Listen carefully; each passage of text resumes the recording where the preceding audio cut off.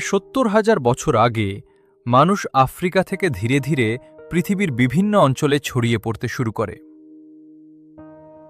Europe, Asia, Australia এবং পরে আমেরিকায়।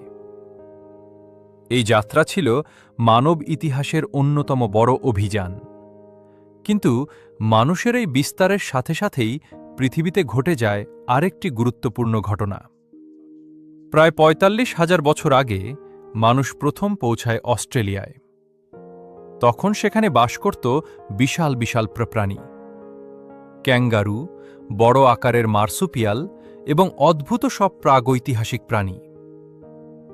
কিন্তু মানুষ আসার কয়েক হাজার বছরের মধ্যেই বিলুপ্ত হয়ে যায়। ইতিহাসবিদদের মতে এই বিলুপ্তির প্রধান কারণ ছিল মানুষ।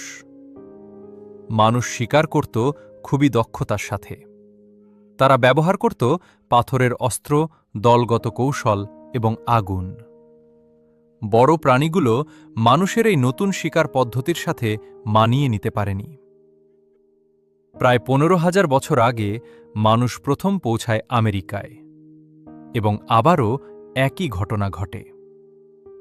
কয়েক হাজার বছরের মধ্যেই অনেক বড় প্রাণী, ম্যামথ, জায়ান্ট স্লথ এবং অন্যান্য মেগাফনা ধীরে ধীরে পৃথিবী থেকে হারিয়ে যায়। মানুষের আগমনের ফলে শুধু প্রাণীই বিলুপ্ত হয়নি, পুরো ইকোসিস্টেম বদলে যেতে শুরু করে।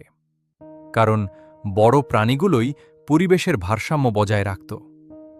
তাদের বিলুপ্তি অনেক ক্ষেত্রে পুরো পরিবেশকে পরিবর্তন করে দেয়। হারারি বলেন, মানুষ আধুনিক যুগে পরিবেশ ধ্বংস শুরু করেনি, বরং মানুষের পরিবেশের উপর প্রভাব শুরু হয়েছিল খুব প্রাচীন কাল থেকেই। শিকারী সংগ্রাহক মানুষের হাতেই শুরু হয়েছিল পৃথিবীর প্রথম বড় ইকোলজিক্যাল ডিজাস্টার।